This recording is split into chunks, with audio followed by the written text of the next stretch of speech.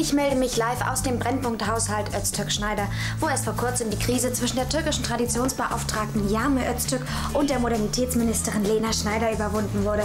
Und doch leben diese beiden jungen, attraktiven Frauen völlig aneinander vorbei. Zum letzten Mal, Lena. Ich gehe nicht mit dir schwimmen, denn ich ziehe mich nicht in der Öffentlichkeit aus. Das war Lena Schneider mit dem Live-Bericht aus dem islamistischen Lager in Berlin. Mann, Yağmur. Ich habe dich davon abgehalten, in die Türkei zu flüchten. Jetzt sei wie eine richtige Schwester und unternimm was mit mir. Wie wär's mit Schach? Wie wär's mit definitiv nicht?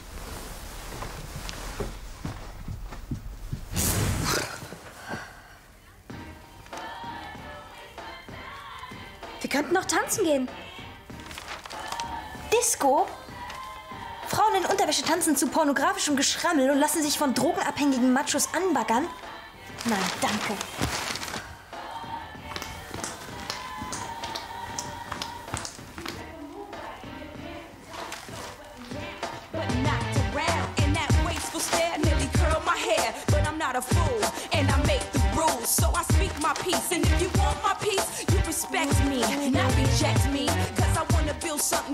Ach ja, es ist also nicht deine Musikrichtung. Du, ich, Disco. Gespräch beendet. aber in die Disco gehen, das ist unmoralisch, das ist verboten. Wo steht denn das in deiner türkischen Bibel? Zeigen. Überall.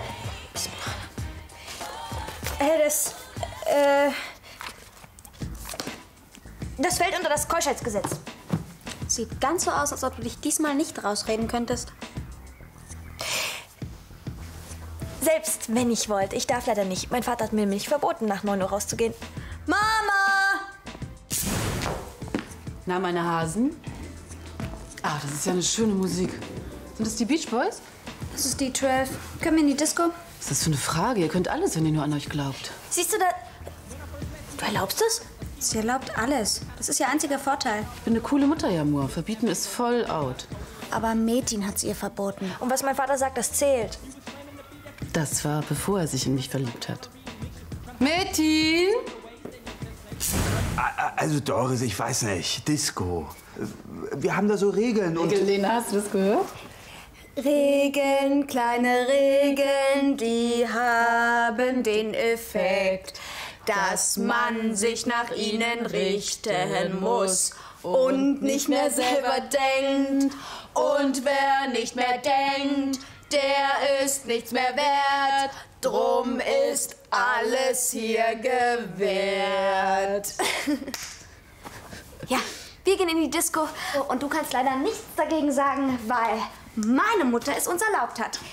Wir leben hier nämlich in einem anti-autoritären Haushalt. Das bin ich. Glücklich. Bevor meine Mutter sich neu verliebte. Und mein Leben vorbei war. Und jetzt lebe ich in einer Großfamilie. Und darauf hätte ich echt verzichten können. Also die sind zu jung für Disco. Kinder brauchen Freiraum. Wenn man ihnen die Flügel stutzt, werden sie ganz klein und mickrig. Mama, die Hose, die du mir gekauft hast, ist viel zu groß. Ach, da wächst du rein, weil deine Mutter dir so viel Freiraum gibt. Also bei aller Liebe für deine deutsche Liberalität. Oh, ich muss aufs Revier. Der Türke an sich macht sich eben Sorgen. Dass deine Tochter nur noch für den Islam lebt und dass deinem Sohn ein kleiner Macho wird, da machst du dir aber keine Sorgen, oder was? Ich mach mir da mal mein Frühstück. Alleine. Aber Disco... Das ist toll, D12 und so. T12 und so. Ist das eine neue synthetische Partydroge? Nein, das sind die neuen Beach Boys.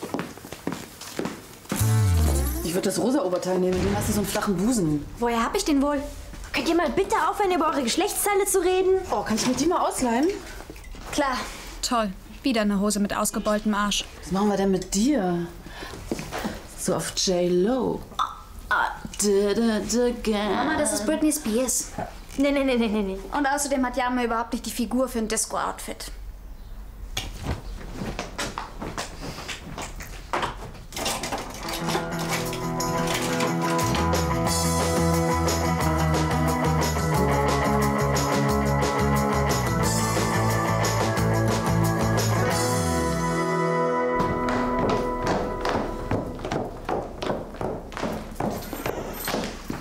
entzückend. Die Küken werden erwachsen. Mensch, Jamur, affenscharf. Lena, ich hab dir schon so oft gesagt, mach doch mal was mit deinen Augen. Du siehst ja aus wie der Sänger von Kraftwerk. Nils, hol mal die Digicam. Wir machen jetzt garantiert keine Fotos. Wieso denn nicht? Du hast noch nicht mal die Fotos von Norderney eingeklebt und das war 97. Ach, ich würde so gern mitkommen. Garantiert nicht. Wieso? Wir sind doch Freundinnen. Morgen wieder, ja? Moment.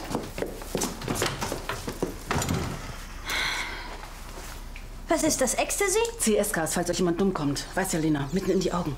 Ja, genau. Wie bei dem Typen, der... Was war er gleich nochmal? Ah, Postbote.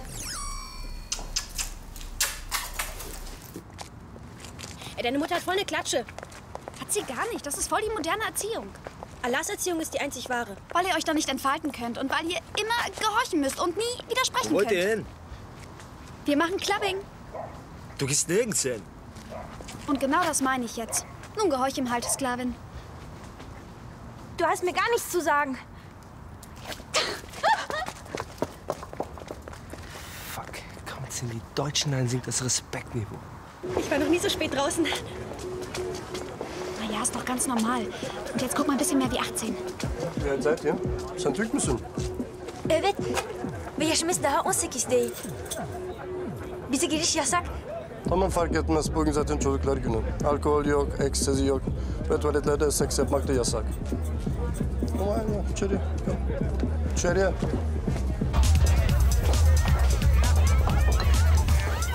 Was ist das? Das ist der Bass. Pass auf, Jamur. Wir tun jetzt so, als wären wir immer hier und gehen mit ganz coolen Schritten auf die Theke zu.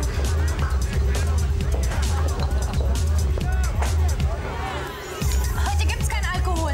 Beschaffungsprobleme? Hey, Fangirl 1 an Fangirl 2. Mann, der Abend ist gerettet. Papa ist zu Hause. Jim. Jamur, Lena, Nils. Begrüßung. Die sind doch in der Disco. Na? Ist doch schon nach 9. Was ist das für eine Disco? Oh, Mädchen, du bist echt eine Mutti. Bin ich gar nicht. Jährlich verschwinden bis zu 200 Kinder nach einem Disco-Besuch. Und davon sind 40 tot. Und die, die nicht gegangen sind, bei denen stirbt die Seele. Kinder werden erwachsen. Das heißt, dass man sie gehen lassen muss.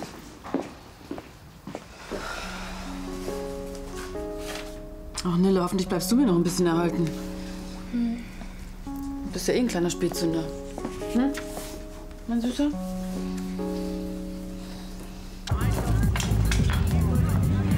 Hey, man kann auch ohne Alkohol Spaß haben. Was deine Definition von Spaß betrifft, die werden wir jetzt mal nach westeuropäischem Standard updaten. Hey, sie ist eigentlich voll die Partykanone. Los, komm. Und ja, mal weg damit. Boah, das brennt voll. Boah. Du musst es ja auch so trinken, dass du es erst danach schmeckst. Also, Junge hochklappen und dann einfach weg.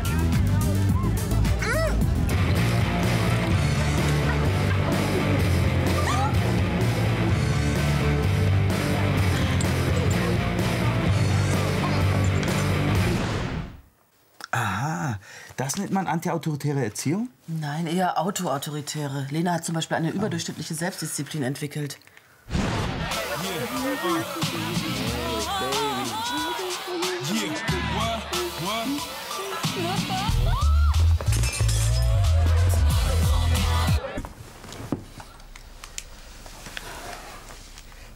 Ich wollte nur gucken, ob mein Handy auch an ist, falls Sie anrufen. Oh, du übertreibst.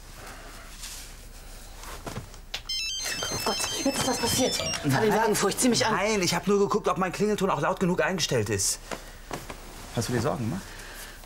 Nein, ich hab nur geträumt. Ich bin ja nicht so eine Mutti wie du. Du lügst. Du hast Angst gehabt um sie. Ach ja? Dann pass mal auf, mein Lieber.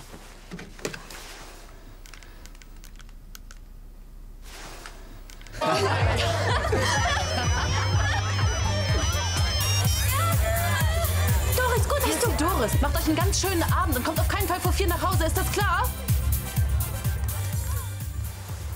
Und jetzt mache ich auch noch mein Handy aus.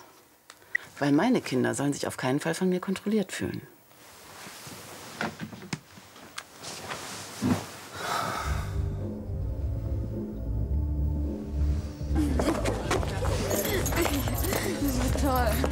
Ich fahr sie nach Hause. Ja? Lass sie! Tust du mir einen Gefallen, Schleiereule? Kauf den Ögotour-Ticket und mach eine anatolische Ausreise. Das sage ich auch immer. Ey, hast du nicht gelernt, wie man mit Frauen umgeht oder so? Hey, wer ist denn das? Jam, ich wusste, du vertraust uns nicht. Sen sus, kafayı yediniz mi? Lass meine Familie zufrieden und erzähl deinen Freunden vom Geschmack meiner Faust.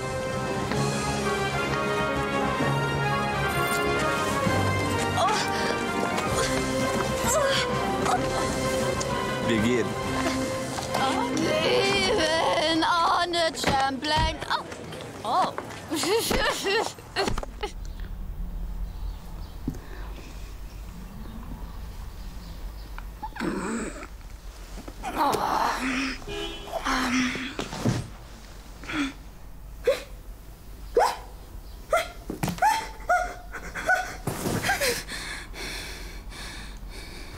Heil, aber ich bin nicht so wie diese Deutschen. Wenn du wüsstest.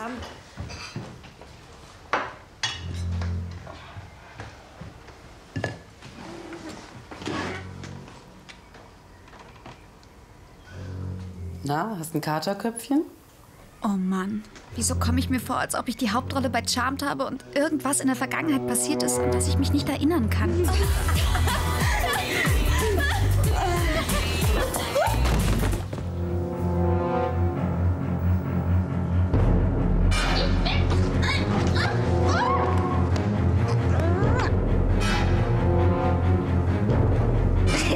Das ist ganz schön trainiert, wa? Ja, Lena, seid ihr das? Toll, haben wir die ganze Zeit. Oh, nicht auf meine Playstation. Ich weiß noch, als ich das erste Mal in der Disco war, in der Backwaren. Das war was. Wir waren alle sowas von dicht.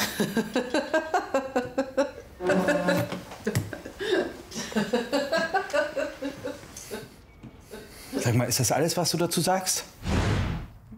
Das ist der Nachteil, wenn die Familie sich vergrößert. Die Peinlichkeit potenziert sich. Oh nee, ich hab ihm auf den Arsch gehauen.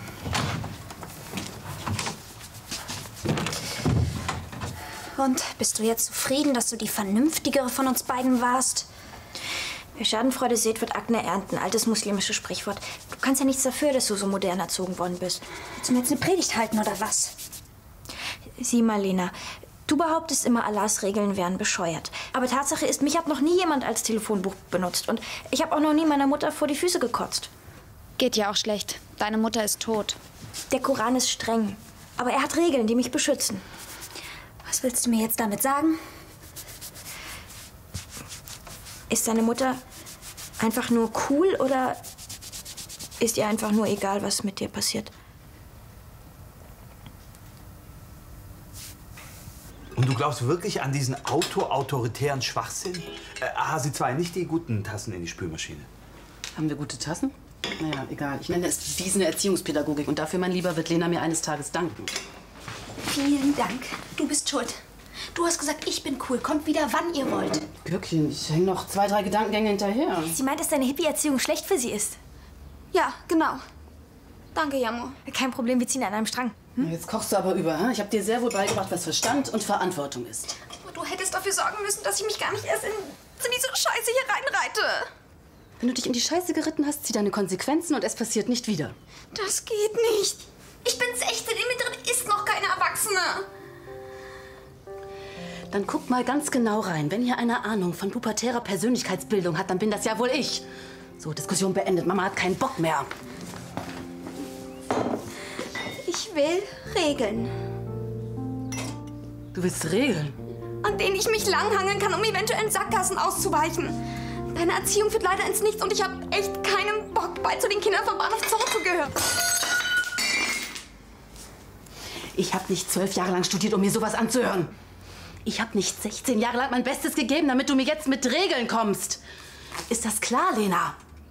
So nicht. Nicht mit mir.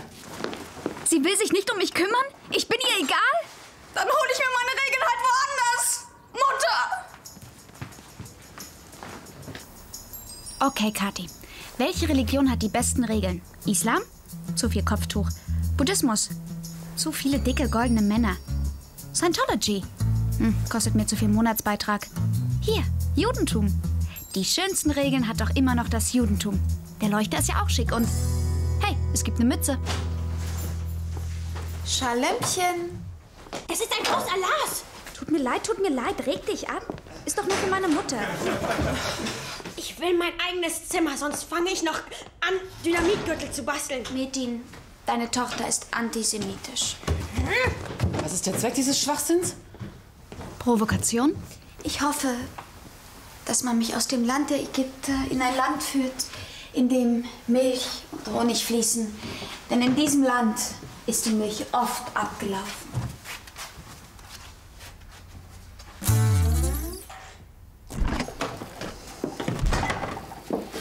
Andere Kinder wären dankbar, wenn sie so eine liberale Mutter hätten wie mich. Manchmal weiß ich nicht, wer von euch beiden der Teenager ist. So, bestellen wir was zu essen? Doris, spring über deinen antiautoritären Schatten. Sonst haben wir da oben bald den Gazastreifen. Oh, Lena, mach die Scheißsicherung wieder rein. Es ist Schabbat. Vielleicht geht ihr mal ein bisschen in euch und denkt über die Entstehung der Welt nach.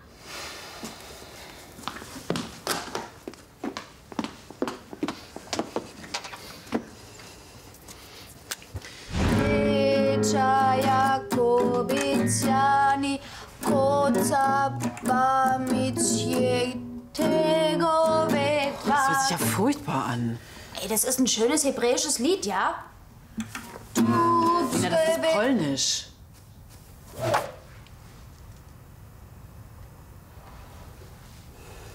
Zehn Regeln? Du gibst mir Vorschriften? Mama, das ist der schönste Tag in meinem Leben. Danke. Oh, ich hasse dich dafür. Und du wirst mich auch noch hassen. Mal sehen, wie lange sie es aushält mit meinen Regeln.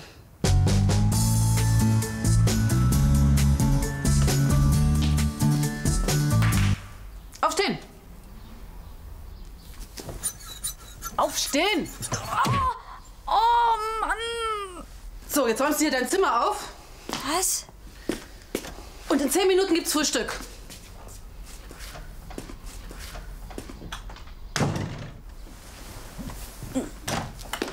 Du sollst aufstehen, habe ich gesagt.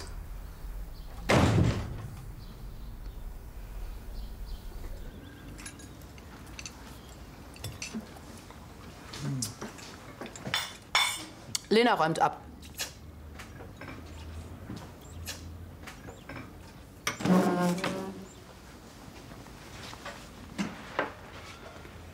Und dann machst du Hausaufgaben. Es sind Ferien. Ist mir egal. Heute Abend um 7 bist du im Bett. Ey, beim Mofa kannst du auch putzen. Hör auf deinen Bruder. Okay. Sie rastet gar nicht aus. So fühlt sich Liebe an? Naja, ich habe mal irgendwo gelesen, dass deutsche Frauen nach der Geburt ihres Kindes oft das Gefühl haben, dass das Leben irgendwie vorbei ist.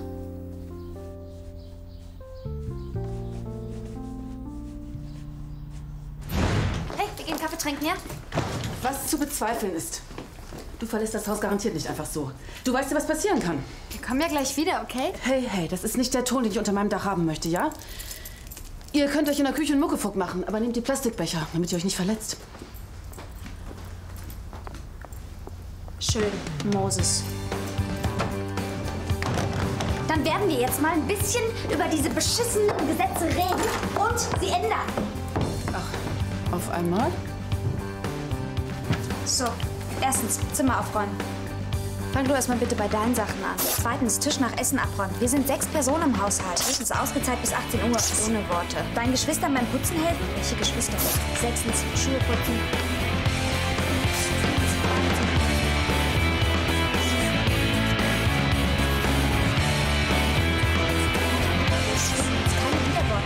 Warum hast du mir dann Sprechen beigebracht?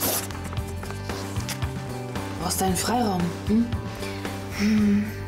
Ja. Weißt du, als ich Regeln meinte, habe ich an irgendwas gedacht, das mir beweist, dass ich dir nicht egal bin. Aber du liebst mich nicht. Ist ganz normal. Ist nichts Schlimmes. Wir leben in der Neuzeit.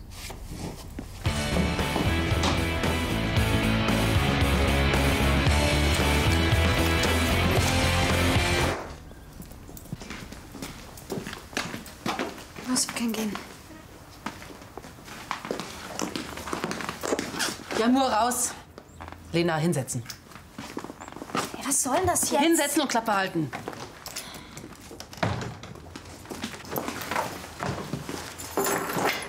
Wie kommst du darauf, dass ich dich nicht liebe? Ich habe das mal alles tabellarisch für dich zusammengefasst, ja? Es fängt an im Sommer 2004. Du lässt mich alleine mit Kathi nach Ibiza fliegen. 1995, ich bring mir alleine das Schwimmen bei, weil du O-Ton meinst, das stärkt mein Selbstvertrauen. 2005, du erwischt mich beim Kiffen und zeigst... Hat das mit Liebe zu tun? Mann, du hast dir noch nie Sorgen um mich gemacht. Lena, du bist so bescheuert. Weißt du eigentlich, wie viele Sorgen ich mir mache? Und gerade deswegen erlaube ich dir so viel. Total unlogisch. Mann, du bist wie eine Schwester und nicht wie eine Mutter. Weil ich will, dass du mir die Wahrheit sagen kannst. Und weil normale Mütter irgendwann nicht mehr gebraucht werden.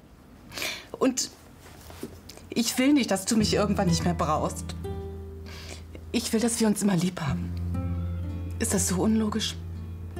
Oh, so habe ich das noch nicht gesehen.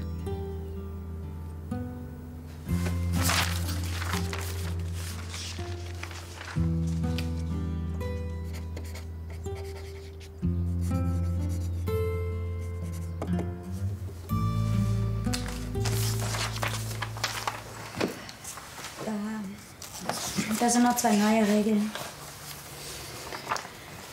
Kein Alkohol, bis ich 18 bin? Sinnvoll. Ja, und das Zweite ist auch noch relativ wichtig. Mama ist okay, so wie sie war. Oh nee, jetzt macht sie wieder so was Großes draus. Und es war deine Sauklaue. Meine Schuld steht da. Der Absturz war meine Schuld und ich hab's dir irgendwie zugeschoben. Habe ich also nicht alles falsch gemacht?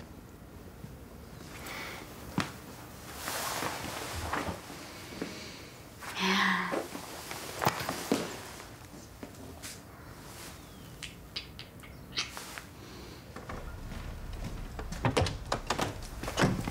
Sagst du Mädchen bitte, dass du gern unabhängig bist? Ey, Mama, das ist voll peinlich. Sag's bitte.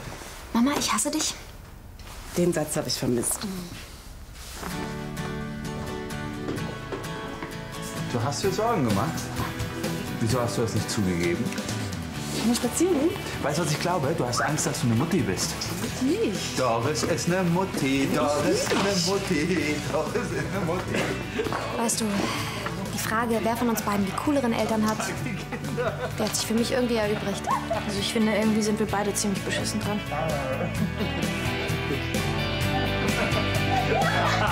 Du bist eine Mutti. Du bist dermaßen muffig und sozial kompliziert. Du hast garantiert keine Freunde. Ich kann 100 Freunde finden.